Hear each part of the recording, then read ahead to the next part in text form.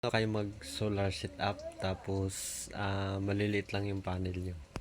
So guys, may tip ako sa inyo kung paano palakasin yung ani natin sa ating mga solar setup, sa ating panel na kahit maliliit lang. Ayan, bali yung aking mga panel ko maliliit lang naman siya. So papakita ko sa inyo yung technique. Ayan guys, pupunta tayo sa likod ng bahay ko.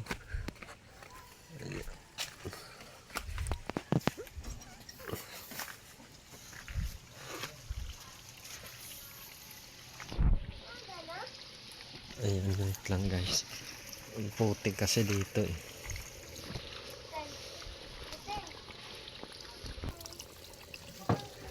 Ayan. Ang putik.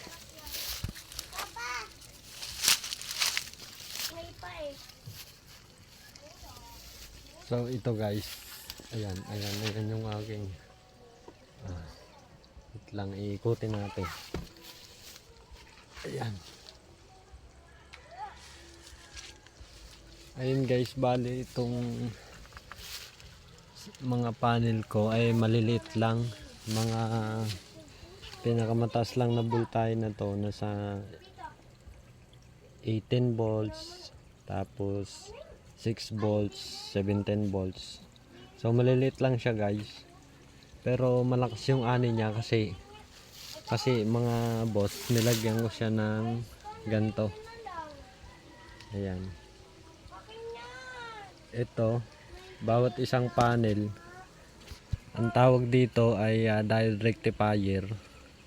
Bawat isang panel po ay nilalagyan ko ng ganto para yung pag connect natin na nakaparal connection, hindi magsalubong yung mga voltahe. So ganto mga boss, sa negative. Ayan, bawat isang negative ng isang panel ay merong isang diode rectifier. Pero mas maganda mga boss, yung diode rectifier na ilalagay natin dalawa sa isang panel. Ayan, bali wala po kasi itong sariling diode dito. Yan dito. Tapos yun, mahirap nang ikutin, luma na eh. Ayan, yung mga ganto niya, wala na siya mga diode rectifier. Parang hindi ko alam kasi bigay lang sa akin to. Hindi ko alam kung bakit wala. So nilagyan ko na lang siya ng paayon po. Paayon papunta doon sa ating SCC. Ganyan lang po yung gagawin nyo sa inyong mga solar setup, lalo na kung maliliit. Tapos i-paral connection nyo na lang mga boss para mas malakas yung ampere kahit na mababa yung voltahe. Ampere tsaka wattage naman yung habol natin dito eh.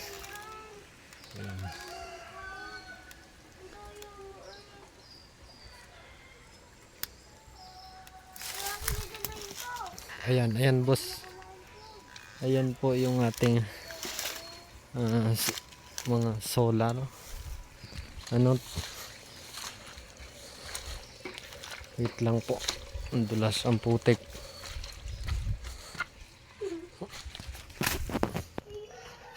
Ayun, ganun lang po yung tips mga boss, yung paraan para lumakas yung pagkaka-charge ng ating solar ganun lang po. Bali doon may sa panel meron tayong diode rectifier, tapos dito may sarili din tayong diode rectifier para yung voltahe dire-diretso po, hindi po nagsasalubong yung dalawang panel. Halimbawa na kapag paral connection nyo siya, yung halimbawa ang isang panel ay 18 volts tapos yung isang panel ay 16 volts o di kaya naman 17 volts. So bali sisirain ng 18 volts yung 16 volts kasi malakas siya. Mas malakas siya kumpara sa isa. Yung voltahe magsasalubong, susunugin niya yung mahinang voltage ng kabilang panel. So kailangan natin boss, lalagyan natin siya ng mga yun, yung dial rectifier.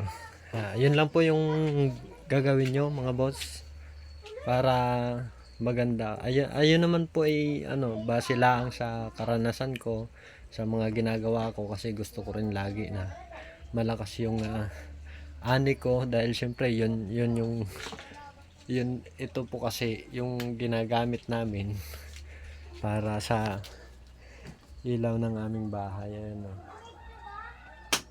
Ayan po.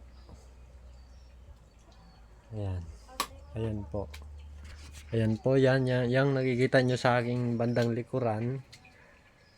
Ayan. Itong sa may junction junction box pa yan, junction box. Tapos may wire naman po na nakaganon papunta dito sa ating solar pinaka-load po. Yun. Ganun na lang yung mga gawin nyo mga boss. Ayun salamat po. Bali sa susunod na video ko na lang ay abangan nyo para mapanood nyo yung mga bago kong video. Bali salamat po. Yun lang po yung tips.